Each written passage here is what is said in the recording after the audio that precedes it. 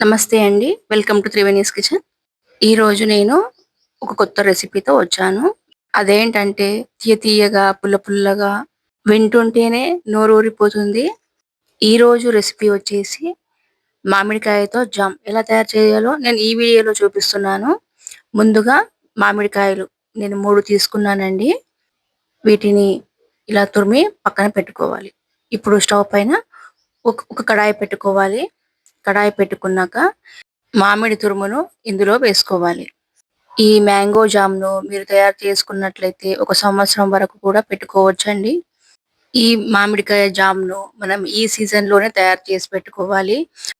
Morning మనకు breakfast చేయడం కుదరకపోయినా బ్రెడ్‌లో ఇలా జామ్ పెట్టుకొని తినొచ్చండి.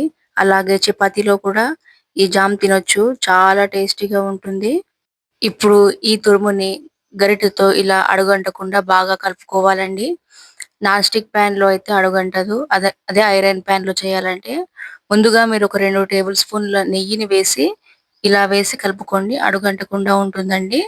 కొంచెం జాగ్రత్తగా ఇలా కలుపుకోవాలి. ఒకసారి ఒక 2 మినిట్స్ నుంచి 3 మినిట్స్ వరకు బాగా కలుపుకోవాలండి. నేనైతే ఈ రెసిపీని పాతకాలం స్టైల్‌లో చూపిస్తున్నాను. ఈ మామిడి తురుము యొక్క కలర్ అయితే చేంజ్ అయిపోతుంది. అంతవరకు కలుపుకోవాలి. కలుపుకున్నాక ఒక 2 నిమిషాల పాటు మనం మూతను పెట్టి తీసేయాలి. ఈ మామిడి తురుము లైట్‌గా ఇలా మగ్గాలండి. కొంచెం ఇప్పుడు గరిటెతో ఒక నిమిషం పాటు బాగా కలుపుకోవాలి. ఇప్పుడు నేనైతే బెల్లం మాత్రమే వేసుకుంటున్నానండి. ఈ కప్పుతో నేను 2 కప్పులు వేసుకుంటున్నాను. కావాలనుకుంటే మీరు చక్కెరతో మాత్రమే చేసుకోవచ్చు. లేకపోతే ఒక కప్పు చక్కెర, ఒక 2 కప్పులు బెల్లం కూడా వేసుకోవచ్చు. ఇవి 2 వేయకపోయినా పటిక బెల్లం, కొంతమంది కండ చక్కెర కూడా అంటారండి. దీన్ని మిక్సీ పట్టుకొని వేసుకోవచ్చు. నేనైతే బెల్లంతో మాత్రమే చేస్తున్నాను. ఇప్పుడు ఇలా కలుపుకుంటూ ఉండాలండి గరిటెతో. ఇలా బెల్లం మొత్తం బాగా కరిగిపోతుంది. ఇప్పుడు ఈ కలర్‌లో వచ్చిందండి. బెల్లంతో చేస్తున్నాను కాబట్టి కలర్ ఇలా వచ్చింది. ఈ బెల్లం మొత్తం తీగ పాకం కావాలండి. పాకం అయిందండి. ఒకసారి చెక్ చేసుకోవాలి. మనం ప్లేట్‌లో వేసినప్పుడు కిందికి రావద్దండి ఇది. అలాగే గట్టిగా ఉండాలి. ఇంకా కొంచెము ఒక 5 నిమిషాల పాటు ఉడికించుకోవాలి. ఇప్పుడు నేను దీంట్లో దాల్చిన చెక్క పౌడర్, అలాగే ఇలాచి పౌడర్ అండి కొంచెం బరకగా దంచుకున్నాను. ఈ దాల్చిన చెక్క పౌడర్ వేసుకోవడం వల్ల ఈ జామ్‌కి ఫ్లేవర్ చాలా బాగా వస్తుందండి. ఈ 2 కలిపి ఒక టేబుల్ స్పూన్ వేసుకోవాలి. అలాగే ముప్పావు టేబుల్ స్పూన్ మిరియాల పొడి వేసుకోవాలి. అందరైతే కారం పొడి, ఉప్పు వేస్తారండి. నేను అలా వేయలేదు. ఇలా మిరియాల పొడి వేసుకొని ఇలా కలుపుకోవాలండి.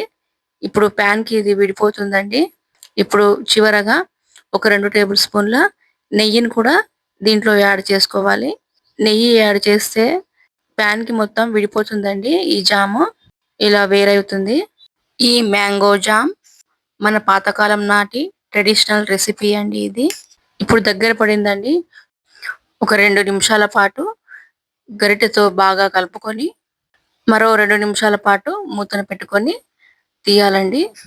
ఎంతో కమ్మనైన పుల్లటి తీయటి మ్యాంగో జామ్ అయితే రెడీ అయిపోయిందండి. ఇప్పుడు సర్వింగ్ బౌల్‌లో ఈ జామ్‌ను సర్వ్ చేసుకోవాలండి. ఈ బౌల్‌లో వేస్తుంటేనే మౌత్ వాటరింగ్ అండి. ఈ కలర్ కూడా అంత బాగొచ్చింది అసలు. పిల్లలైతే అస్సలు మాట్లాడకుండా తినేస్తారండి.